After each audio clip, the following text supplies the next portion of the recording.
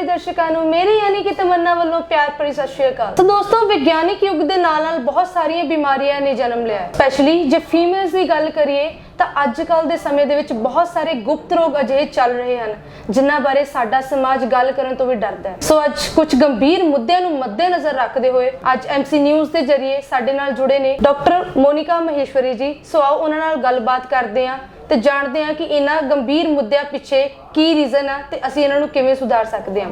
ਸਤਿ ਸ਼੍ਰੀ ਅਕਾਲ ਮੈਮ। सत श्रीकाल। ਕੀ ਹਾਲ है ਤੁਹਾਡਾ? बिल्कुल बढ़िया। बिल्कुल बढ़िया। सो मैम सबसे पहले तो अपनी इंट्रो दे दो हमारे दर्शकों को। मैं doctor Monika Maheshwari, MS gynaecologist and obstetrician. मैं अमरदीप मेडिसिटी हॉस्पिटल में as a senior consultant work कर रही हूँ। तो देखने को मिलता है कि मोस्टली आजकल फीमेल्स को लिकोरिया की प्रॉब्लम बहुत हो रही है। सो मैम उसके पीछे रीज़न क्या है? लिकोरिया बेसिकली होता क्या है और इसके पीछे रीज़न क्या है?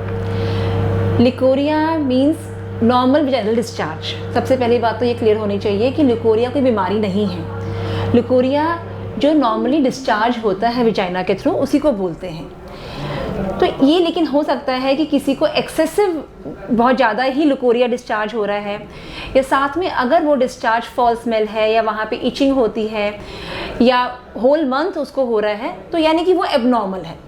बट अगर डिस्चार्ज किसी फीमेल को मंथ में बीच में फ्यू डेज़ कुछ दिनों के लिए ही होता है और उसमें अगर कोई स्मेल नहीं है, कोई इचिंग नहीं है तो ये नॉर्मल ही है और इसको हम लिकोरिया कहते हैं। और इस लिकोरिया को नॉर्मल जो होता है उसको ट्रीटमेंट की कोई ज़रूरत नहीं होती है। अगर साथ में स्मेल है, इचिंग है तो आप ज़रूर अपने डॉक्टर से कंसल्ट करें। तो हो सकता है कि वो किसी इन्फेक्शन की वजह से हो। लिकोरिया के कॉन्सिक्वेंसेस क्या देखने को मिलते हैं हमें?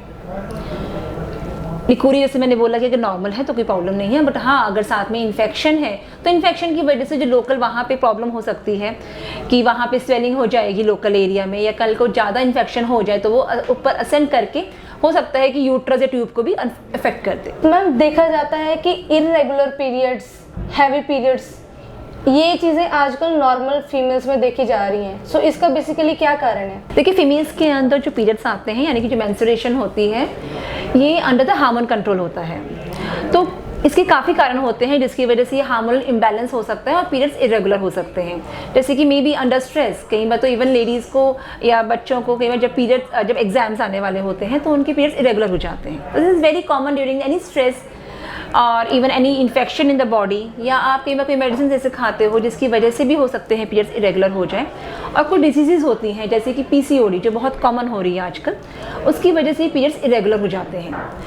And excessive weight gain, dietary habits, ये बहुत कारण होते हैं। अगर फीमेल्स या यंग गर्ल्स आजकल एक तो सिटिंग आवर्स बहुत होते हैं उनके, बैठे बैठे मोबाइल्स पे या लैपटॉप पे वर्क करना, नो फिजिकल एक्टिविटी जिसकी वजह से वेट गेन भी हो रहा है। तो इन सब कारणों की वजह से पीरियड्स इरेगुलर हो जाते हैं। मैम आपने बात की PCOD की। सो बेसिकली PCOD क्या है? PCOD यानी कि पॉलीसिस्टिक ओवेरियन डिजीज़, ये एक इस तरह की हार्मोनल डिस्टर्बेंस है इसके अंदर हो जाता है जिसके अंदर ओवरीज के अंदर बहुत सारे छोटे छोटे सिस्ट बन जाते हैं। एंड इसका जो मेन कारण है वो होता है ओबेसिटी यानी कि weight gain, excessive weight gain. But आजकल देखा गया है कि इवन PCOD उन फीमेल्स में भी बहुत कॉमन है जो बहुत इवन थिन है, स्लिम है। तो इसलिए इसका मेन जो कारण है वो है lifestyle, faulty dietary habits, junk foods and no physical activity, जिसकी वजह से ये बहुत कॉमन होता जा रहा है। ओके मैम, बेसिकली फिब्रॉइड्स किसे कहते हैं? फाइब्रॉइड्स यानी कि रसौली, और ये यूट्रस के अंदर होती हैं। इसको हम ये हार्ड होती हैं एंड ये बेसिकली यूट्रस की वॉल में हो सकती हैं या वॉल से बाहर निकलती हैं या अंदर की तरफ भी हो सकती हैं। उसके हिसाब से टाइप्स ऑफ फाइब्रॉइड्स होते हैं जैसे कि हम बोलते हैं सबम्यूकोजल, इंट्राम्यूरल और subserosal. Okay ma'am. So ma'am देखा जाए तो हमारी डाइट का और स्ट्रेस का मेंस्ट्रुएशन के साथ कोई लेना देना है? बहुत ज़्यादा स्ट्रॉन्ग रिलेशनशिप है हमारी डाइट का और पीरियड्स का।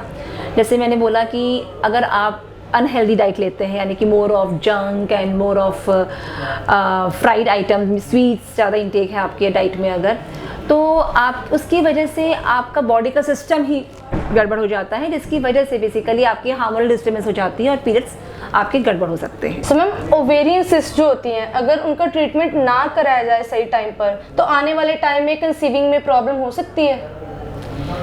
देखिए डिपेंड करता है कि ओवेरियन सिस्ट किस वजह से है और किस तरह की ओवेरियन सिस्ट है।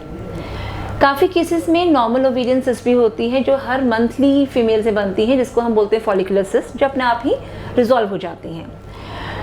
अब कई सिस्ट होती है जो हम बोलते हैं पीसीओडी के अंदर सिस्ट बन जाती हैं, वो छोटी छोटी मल्टीपल सिस्ट होती हैं जिसकी वजह से हाँ प्रेगनेंसी में प्रॉब्लम आ सकती है। उसके बाद कई सिस्ट होती हैं जो होती हैं एंडोमेट्रियोटिक सिस्ट, जिसको हम बोलते हैं चॉकलेट सिस्ट। तो इन प्रॉब्लम्स की वजह से भी प्रेगनेंसी होने में प्रॉब्लम आ सकती है। फिर कई बार सिंपल सिस्ट होती हैं जो साइज़ में बहुत बड़ी हो जाती हैं, वो एज सच प्रॉब्लम ना करे प्रेगनेंसी में, बट वो बिकॉज ऑफ साइज़ कई बार हमें उसका ट्रीटमेंट करना पड़ता है। और फिर कई सिस्ट होती हैं जो इवन कैंसर भी हो सकती हैं। अगर हम मैम प्रेगनेंसी की बात करें, प्रेगनेंसी प्रॉब्लम्स की बात करें, तो देखा जा रहा है कि आजकल की जो यंग जनरेशन है ये अबॉर्शन के लिए पिल्स यूज़ कर रहे हैं। सो मैम ये पिल्स के कारण आने वाले टाइम में उनको कितनी प्रॉब्लम्स फेस करनी पड़ सकती हैं, इसके बारे में आपका क्या कहना है? जो पिल्स अबॉर्शन के लिए यंग कपल्स आजकल अपने आप ही खा लेते हैं, एक तो क्या होता है कि वो प्रॉपर तरीके से नहीं खाते हैं तो कंप्लीट अबॉर्शन नहीं हो पाता। उसके बाद इनकम्प्लीट अबॉर्शन की अपनी कॉम्प्लिकेशंस हो जाती हैं। और दूसरा, अगर आप फ्रीक्वेंटली पिल्स लेंगे तो एक तो आपकी बॉडी से बहुत ज़्यादा ब्लड लॉस होएगा बिकॉज ऑफ अबॉर्शन, तो उसकी वजह से अनीमिया होएगा, उसकी अपनी कॉम्प्लिकेशंस होंगी। और अगर आप पिल्स बहुत रेगुलर और बहुत फ्रीक्वेंटली ले रहे हैं तो हो सकता है आपके पीरियड भी डिस्टर्ब हो जाए। सो मैम हम अपने पर्सनल प्राइवेट पार्ट्स को प्रॉपरली हाइजीन कैसे रख सकते हैं? रेगुलर डेली हाइजीन मेंटेन करना बहुत ज़रूरी है। इवन चाहे ड्यूरिंग पीरियड्स हो, फीमेल्स को डेली पर्सनल हाइजीन मेंटेन रखनी चाहिए। इसके लिए एक तो जैसे कि आप जब बाथ ले रहे हैं तो आप नॉर्मल सोप से ही आप नीचे के एरिया को क्लीन कीजिए। ज़रूरत नहीं है कि आप स्पेशली उसके डिटॉल यूज़ करें या कुछ स्पेसिफिक यूज़ करें। माइल्ड सोप जिससे आप नहाते हैं उसी से आप डेली नीचे का एरिया अपना क्लीन कीजिए, ड्राई रखिए। दिन में 2-3 बार आप अपने अंडर गारमेंट्स चेंज कर सकते हैं।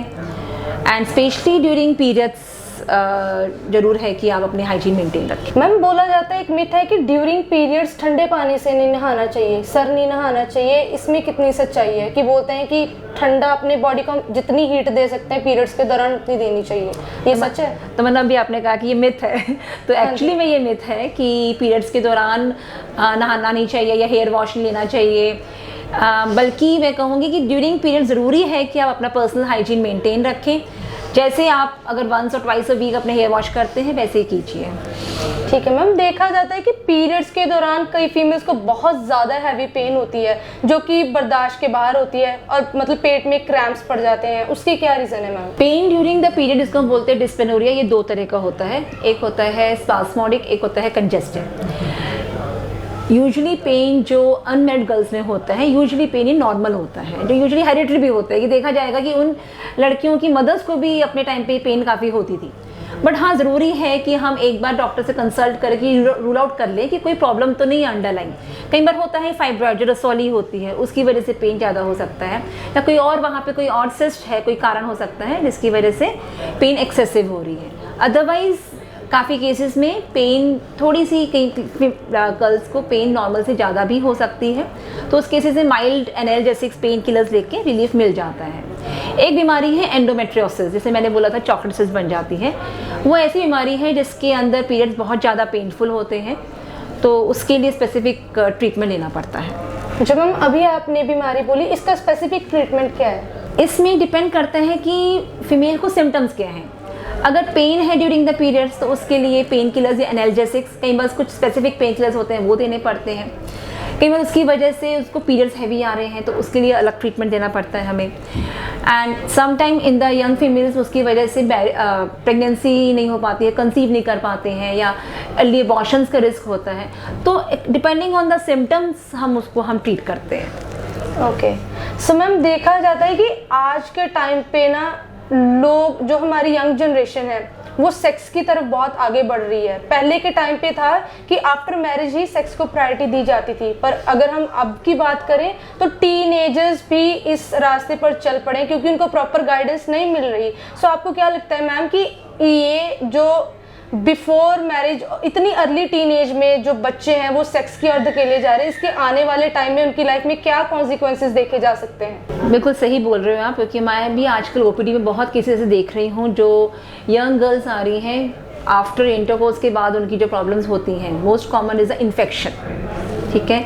लोकली इन्फेक्शन हो जाती है, वहाँ पे स्वेलिंग, इचिंग हो जाती है, जो पहले वो घर पे ट्राई करते रहते हैं अपने नॉर्मल ऑयल किसी चीज़ से, नहीं ठीक होती हैं। देन एडवांस केसेस में वो हमारे पास आते हैं ट्रीटमेंट के लिए, which then take a long time, बहुत टाइम लग जाता है उसको ठीक करने में।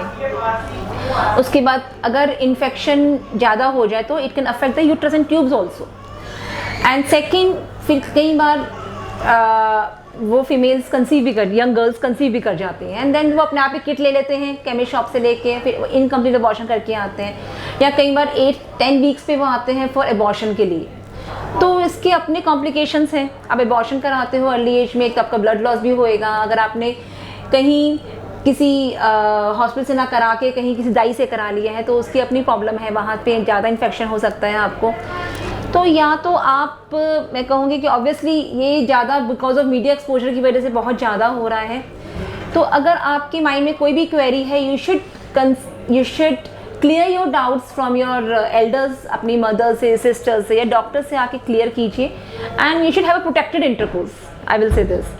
एंड इसकी वजह से इन्फेक्शंस की एंड मेनली एबॉर्शंस के अब आजकल रेट हाई हो रहे हैं। सो ये तो मैम बात थी सेक्स की। आजकल जो है ये बड़ा ट्रेंड चल रहा है कि स्ट्रेंजर्स के साथ सेक्स चल रहा है, वो भी विदाउट एनी प्रिकॉशंस। उसके क्या कॉन्सिक्वेंसेस देखने को मिल सकता है मैम हमें? Most common is HIV infection, उसी का आजकल इंसिडेंस बढ़ता भी जा रहा है। बाकी भी इन्फेक्शंस होते हैं, bacterial, viral and fungal infection, local infections. तो ये है, and you know at the end it's the females, the girls who will be affected मोर। और मैम देखा जाता है कि जो केमिस्ट की शॉप्स होती हैं वो किट जो होती है, प्रेगनेंसी अवॉइडिंग किट है, वो प्रोवाइड कर देते हैं गर्ल्स को या कपल्स को। आपके अकॉर्डिंग ये सही है? इसके ऊपर बैन होना चाहिए कि नहीं होना चाहिए?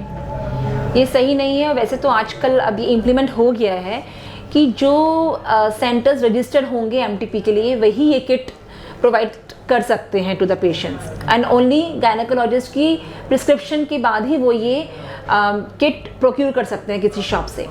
तो अगर but still I think India में विदाउट द प्रिस्क्रिप्शन भी ये किट दी जा रही है, बिल्कुल। तो इसका बहुत साइड इफ़ेक्ट्स हैं। It should B band totally.